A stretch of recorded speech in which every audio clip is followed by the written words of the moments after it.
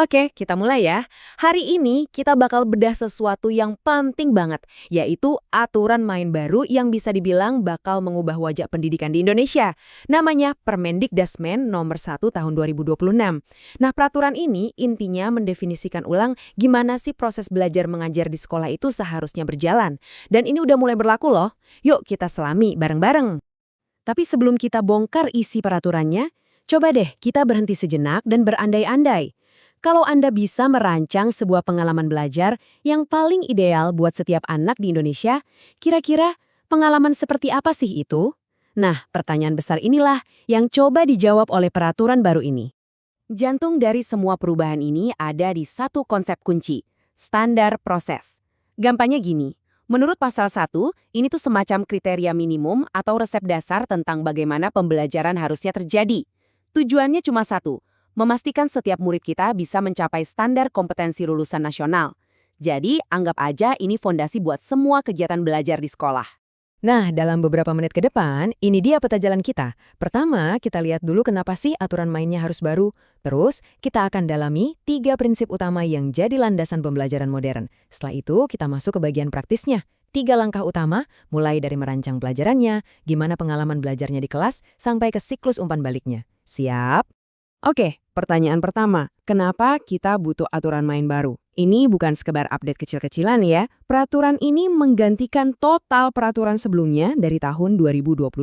Alasannya simpel tapi krusial. Dunia kita ini kan berubahnya cepet banget, jadi ini adalah upaya biar ruang kelas kita itu nggak ketinggalan zaman, biar selalu nyambung dengan perkembangan ilmu pengetahuan, teknologi, dan juga kebutuhan masyarakat. Nah, sekarang kita masuk ke bagian yang paling saya suka, jantung dari filosofi baru ini. Pasal 3 itu menetapkan 3 prinsip yang wajib jadi dasar setiap proses pembelajaran. Jadi ini bukan lagi cuma soal apa yang diajarkan, tapi lebih ke bagaimana proses belajar itu seharusnya dirasakan oleh setiap murid. Prinsip yang pertama adalah berkesadaran. Maksudnya apa?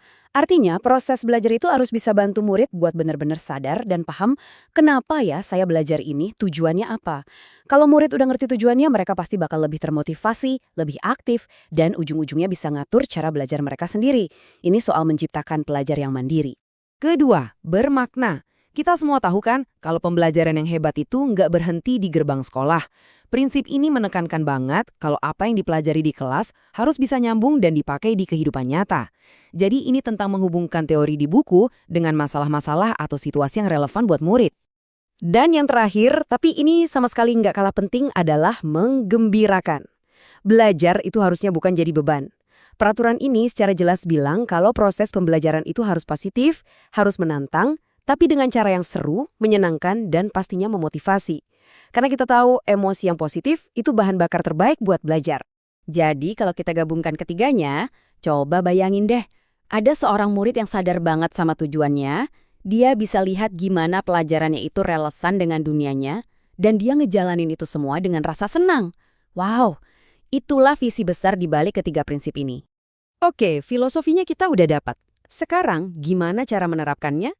Kita masuk ke pilar praktis yang pertama, perencanaan. Ini bukan sekedar bikin RPP loh ya. Ini adalah langkah krusial buat merancang pengalaman belajar yang sadar, bermakna, dan menggembirakan itu sejak dari awal. Jadi gimana guru bikin peta belajarnya? Nah, menurut pasal 5, setiap rencana pembelajaran itu minimal harus punya 3 komponen inti ini. Nggak perlu ribet. Pertama, tujuannya harus jelas mau kemana. Kedua, langkah-langkahnya logis untuk sampai ke tujuan itu. Dan ketiga, gimana cara kita tahu tujuan itu udah tercapai atau belum? Simple, jelas, dan fokus pada hasil. Oke, dari rencana di atas kertas, sekarang kita pindah ke pilar kedua, pelaksanaan. Disinilah peta tadi dihidupkan, jadi sebuah perjalanan yang nyata di dalam kelas. Ini semua tentang interaksi, di mana ketiga prinsip yang tadi kita bahas itu benar-benar diuji dan diwujudkan dalam setiap menit pembelajaran. Nah, ini dia. Slide ini ngegambarin dinamika baru di kelas dengan sangat jelas. Di satu sisi, menurut pasal 9, peran guru itu sekarang sebagai teladan, pendamping, dan fasilitator. Dan di sisi lain, menurut pasal 10, peran guru yang seperti ini memungkinkan murid untuk benar-benar memahami, lalu mengaplikasikan, dan terakhir merefleksikan apa yang mereka pelajari. Ini bukan lagi hubungan satu arah, tapi udah jadi kemitraan dalam belajar. Pilar terakhir, penilaian. Eits, tapi coba lupakan sejenak bayangan soal ujian dan nilai angka yang bikin stres. Di sini, penilaian itu lebih tentang membangun sebuah siklus umpan balik. Tujuannya bukan buat ngejudge, tapi justru buat bikin proses belajar jadi lebih berkesadaran, baik buat murid maupun gurunya, lewat refleksi dan perbaikan terus-menerus. Yang keren banget dari sini adalah gimana proses penilaian itu jadi sebuah gotong royong. Pasal 15 dan 16 itu bilang kalau umpan balik nggak cuma datang dari refleksi diri guru, tapi juga ada masukan dari teman sejawat, sesama guru, dari kepala sekolah, dan bahkan, ini yang penting, dari murid itu sendiri. Ini namanya siklus umpan balik 360 derajat. Kutipan dari pasal 17 ini benar-benar merangkum semuanya dengan sempurna. Tujuan penilaian antar guru itu bukan buat cari-cari kesalahan, tapi untuk membangun budaya saling belajar, kerjasama, dan saling mendukung. Ini benar-benar mengubah penilaian dari sesuatu yang mungkin ditakuti jadi sebuah proses untuk tumbuh bareng-bareng secara profesional. Jadi, setelah kita bedah semuanya, kita kembali ke pertanyaan besar di awal. Dengan filosofi yang fokus pada murid dan mekanisme yang mendorong kolaborasi, peraturan ini jelas menawarkan sebuah visi yang segar dan kuat. Pertanyaannya sekarang, apakah ini akan jadi cetak biru yang benar-benar bisa membentuk masa depan generasi pelajar Indonesia? Hanya waktu yang bisa menjawab. Terima kasih sudah menyimak.